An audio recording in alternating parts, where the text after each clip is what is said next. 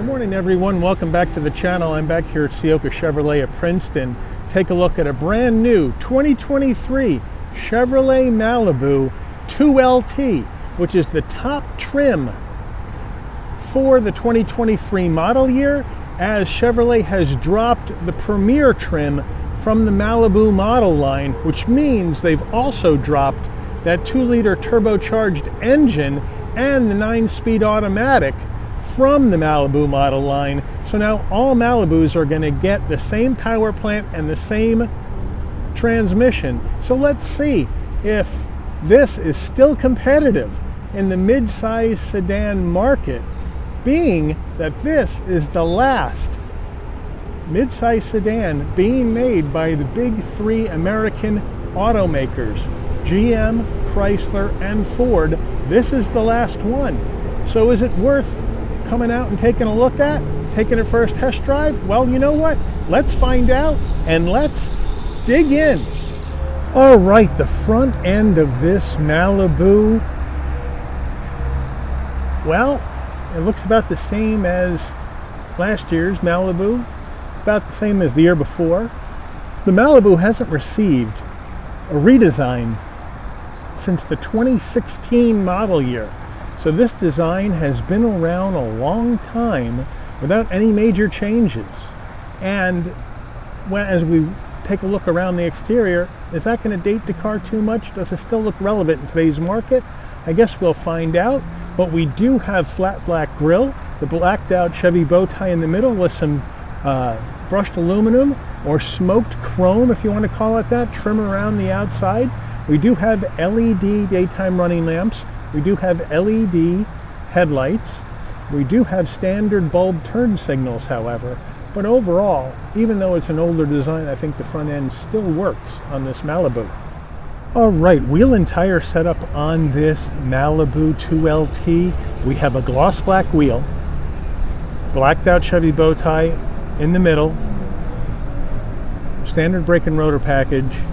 Wheel size, we have 245 on the width, a 40 series sidewall, 19s, all four corners, front wheel drive. All right, the full side profile of this Malibu, the color here is radiant red tin coat, which I think is a fantastic color on any car in the Chevy lineup. It's just a really nice color. We have the blacked out wheels, which look really nice. It is just a bit conservative, I would say, but you know what? It's not going to be dated too quickly, like maybe some other more brave or aggressive designs on a car.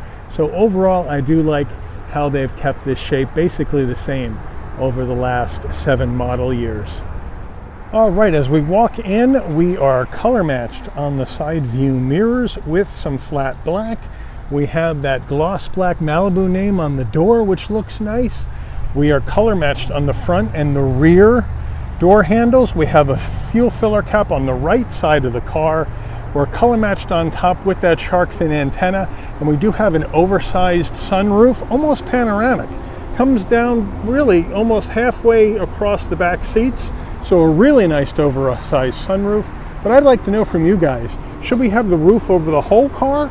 Should they have blacked out the roof and really made it look aggressive, or do you like the fact that it is body color? Let me know in the comments. All right, here is the rear of this Malibu, and I like the way the trunk kicks up with the blacked out bow tie on the trunk lid. You have blacked out Malibu on the left, the LT badge on the right.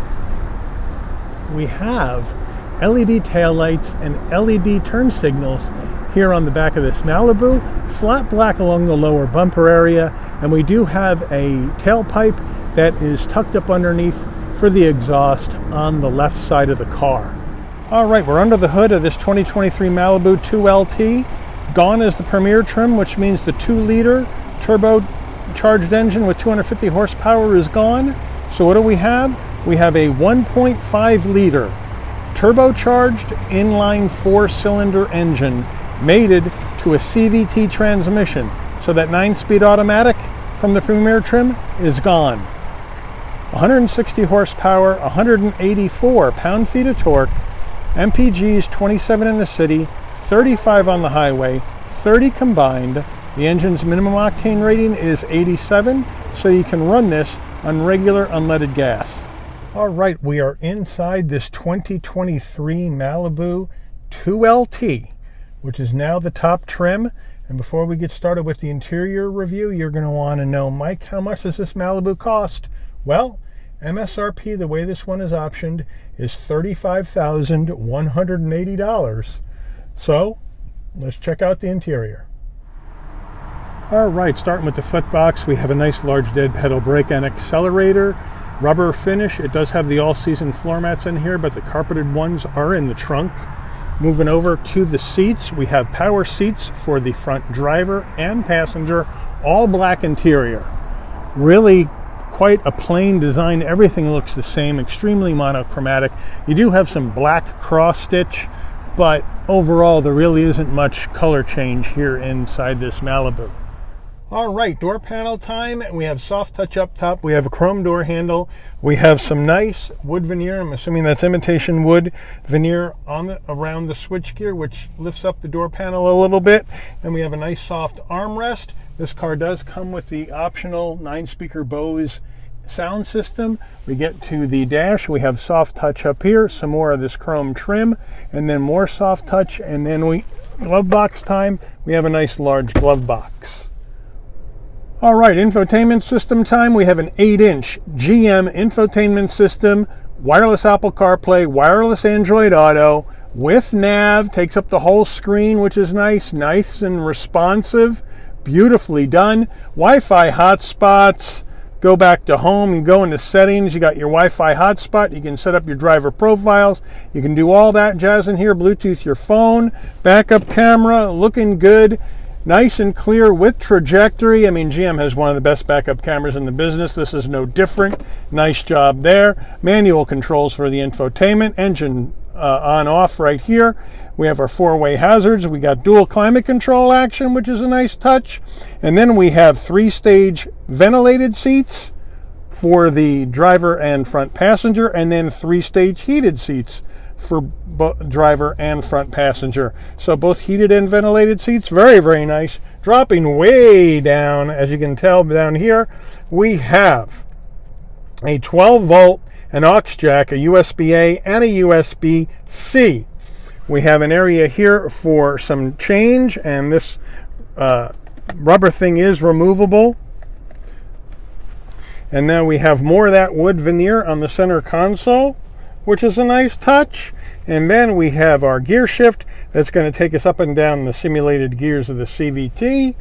We have our traction control off and our parking sensors on or off. Electric parking brake, another little storage area here. The Chevy key fob is right here.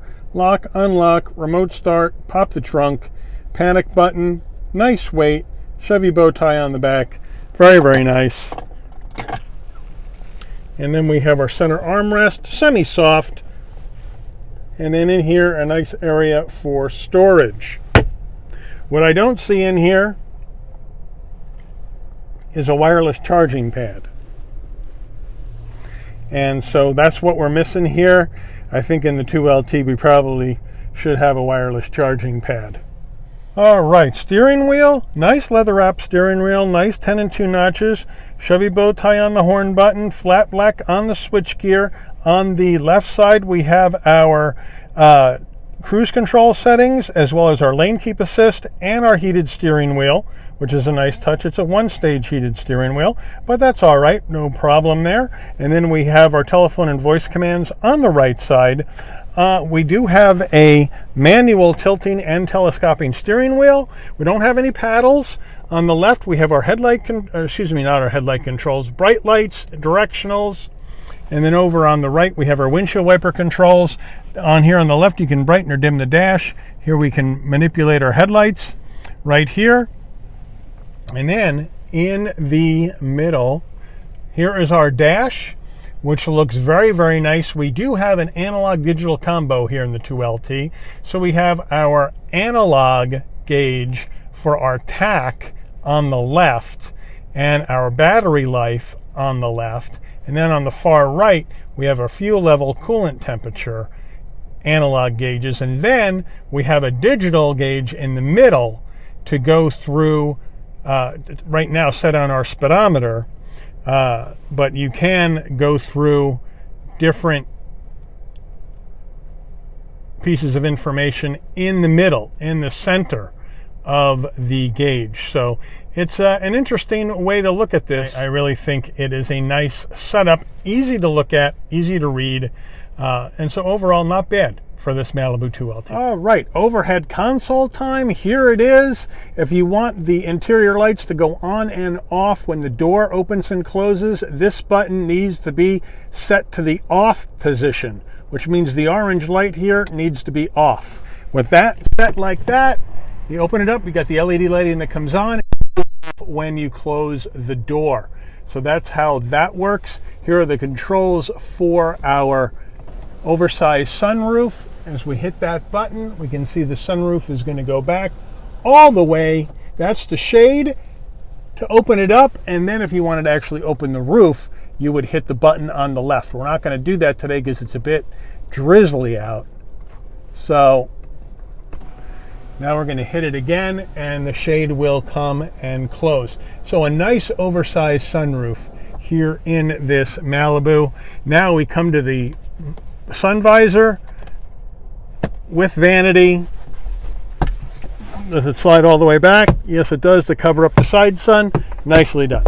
All right, we are now in the rear seat of this Malibu 2LT, and I have plenty of headroom, plenty of shoulder width room, 5'11", plenty of knee space with this seat set for my driving position. I do like the consistency of design front to back, right? Except the back doors here, hard plastic on top, so a change in materials, even though the design is the same, but I still have that wood veneer on the switchgear, so they continued that to the back, which I think is a good idea. And I have a nice soft armrest on the door. So overall, it's a comfortable place to be back here in this 2023 Malibu. All right, the rear console for the back seat passengers. We have heat and air vents here, very nice. Down below, we have a USB, a home power source in the middle, which is nice, and a 12 volt down here as well. So they got you set up for connectivity.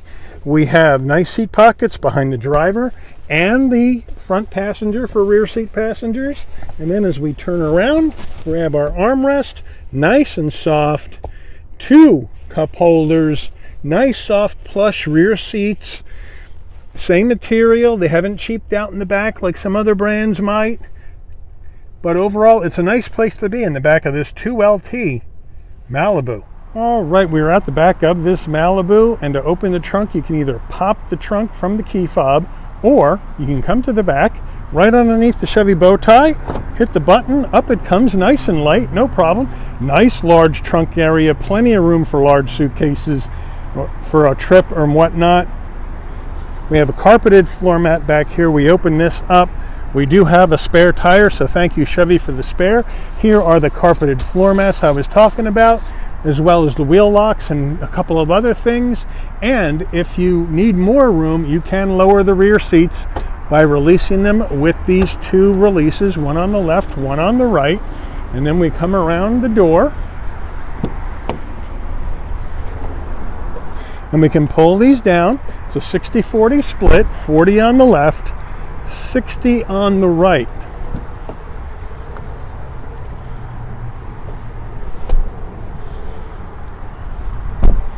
Now we come to the back, and we have a little bit of a kick up. It's not fully flat, but a lot more room for those larger items. So a good use of space here by Chevy in this midsize Malibu.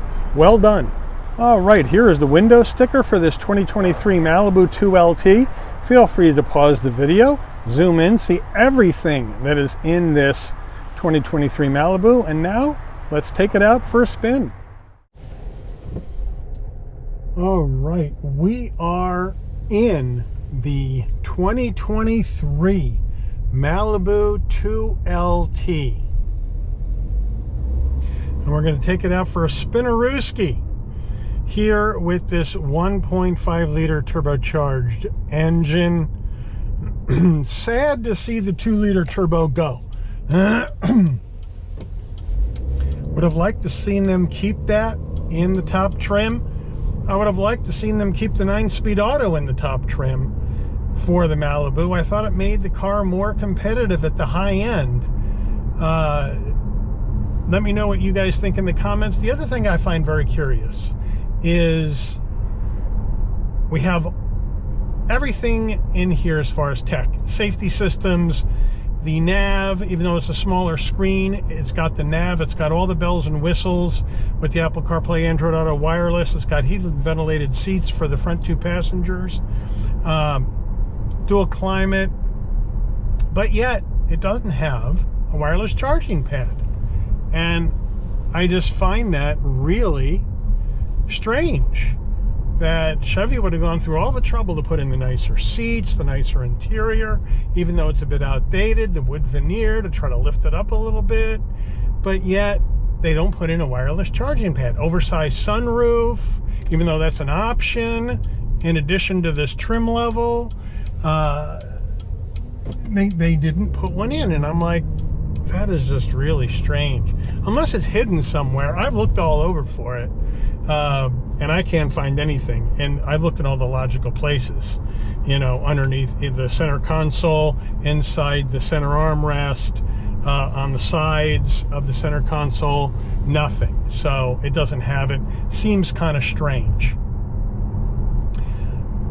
Drive-wise, right, steering's direct, not a lot of play in the wheel, maybe hardly any. The suspension's well damped. It's a very smooth ride. So overall, the ride is good. The tech in here is good. So the question is, why is this not selling in the numbers that it used to sell in? Now, the last sales numbers I could find was for 2021, where they only sold about 40,000, just under 40,000 Malibus, where the year before they had sold over 100, and the year before that they were approaching 150. Now, COVID could have something to do with it, in the pandemic and the shutdowns. That certainly could have something to do with it. I didn't dig in that deep to try to figure that out. And this car also has extremely stiff competition, right? Honda Accord, Toyota Camry. On the Korean side, undercutting the price on this, Hyundai Sonata, Kia K5. It is in a very, very tough position in a highly competitive midsize sedan market, and this one isn't. And this is the last, you know, American-made midsize sedan, or not. I wouldn't say American-made. I would say from an American-based manufacturer, one of the big three. So that is very interesting to me, that Chevy hasn't done anything with this design for 7 years.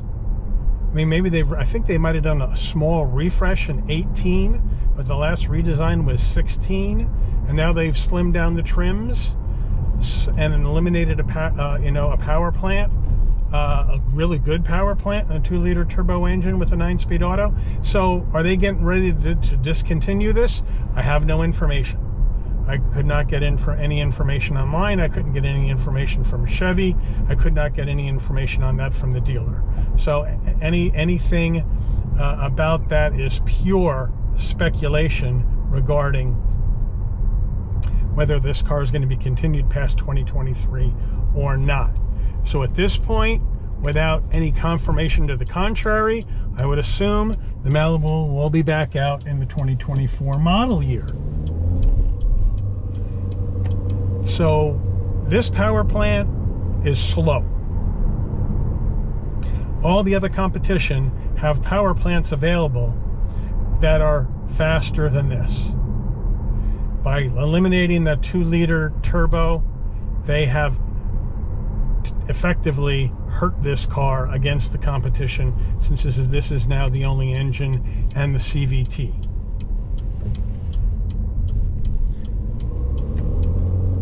At 160 horsepower, this is really low. 0 to 60 time, 8 seconds, or tick under 8 seconds is not very good. So we're going to put it through a couple of tests. As we come down here down the road, we are going to get it around this curve, and then we are going to do an emergency brake, see how it stops.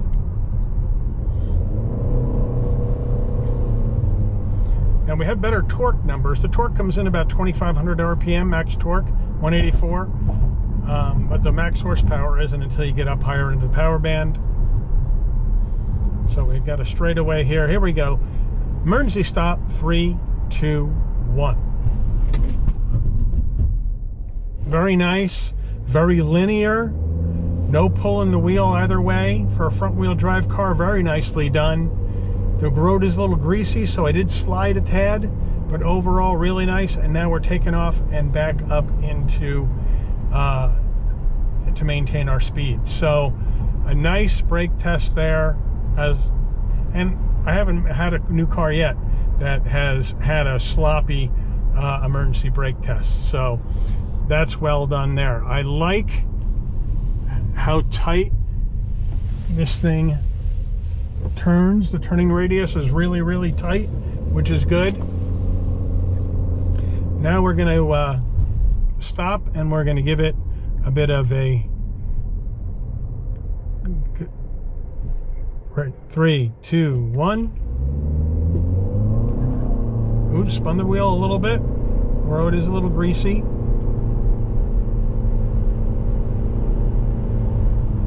All right, up to speed. Not bad. It's not fast, as you could tell, but not bad. Of course, I also didn't have my foot all the way down with greasy roads. I just would have spun the tires, and don't want to do that on a brand new car. So here we go. We're going to go across this bridge. Then we're going to come up to that turn to the right. On the brakes. And some body roll. Not bad though. I mean, this is not a performance car because they got rid of the performance engine, the 2-liter turbo. But overall, it's a competent entry into the mid-size sedan market. But is it an uber competitive entry? No, it isn't. And I'm a little disappointed that it's not better when you look at the stiff competition this car goes up against.